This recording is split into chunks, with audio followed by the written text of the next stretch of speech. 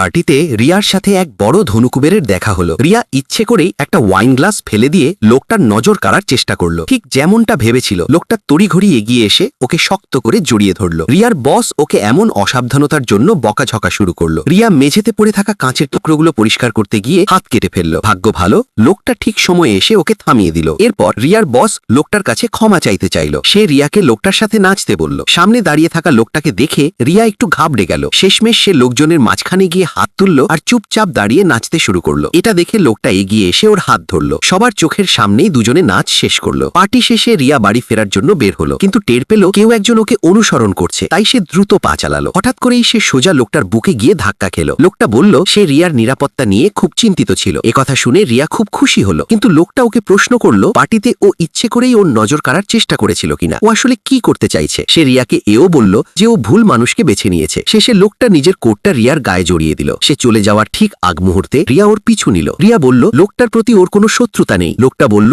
ওর কাছাকাছি আসার জন্য ও অনেক ফন্দি দেখেছে, ওকে চারপাশের সবার ব্যাপারে সতর্ক থাকতে হয়। রিয়া ওকে অনুরোধ করলো যেন এখন থেকে ওকে গুরুত্বের সাথে নেয়। তারপর সে হাত বাড়িয়ে লোকটার সাথে করে আঙুল মিলিয়ে কথা দিল। কিছুক্ষণ ইতস্তত করার পর লোকটাও হাত বাড়িয়ে সেই কথা দিল। পরে লোকটা রিয়াকে ওর সেক্রেটারি হওয়ার প্রস্তাব দিল। ঠিক সেই মুহূর্তে আকাশ থেকে ঝমঝমিয়ে তুষারপাত শুরু হলো। রিয়া দ্রুত লোকটাকে সেখান থেকে সরিয়ে নিয়ে গেল। বাড়ি পৌঁছে রিয়া লোকটাকে ধন্যবাদ জানালো, কিন্তু উপরে গিয়ে সে জানালা দিয়ে লুকিয়ে লোকটাকে দেখতে লাগলো। সে দেখলো লোকটা নিচে দাঁড়িয়ে অপেক্ষা করছে। ওর ঘরের আলো জ্বলা পর্যন্ত সে চুপচাপ দাঁড়িয়ে রইল। কিন্তু এই পুরো ব্যাপারটা ছিল রিয়ার সাজানো এক ছক। সে তার মায়ের বদলা নিতেই লোকটার কাছে ঘেঁষেছে। আসলে রিয়ার মা একসময় লোকটার কোম্পানিতে কাজ করতেন। সেদিন মাকে অফিস থেকে আনতে গিয়ে রিয়া দেখলো ওর মা উপর থেকে পড়ে গেছেন, আর লোকটা সেখানে এসেও কোনো কথা না বলে চলে গেছে। পরে রিয়া জানতে পারলো লোকটাই ওর মাকে ফাঁসিয়েছিল, আর পুরো ঘটনাটা সাজানো ছিল। তাই রিয়া পুরো 5 বছর ধরে প্রস্তুতি নিয়েছে। সে সেজে গুজে লোকটার পার্টিতে হাজির হলো। এমনকি যে লোকটা ওকে অনুসরণ করছিল সেটাও রিয়ারই সাজানো ছিল, কারণ একজন দক্ষ শিকারী সবসময় নিজেকে শিকার হিসেবেই উপস্থাপন করে।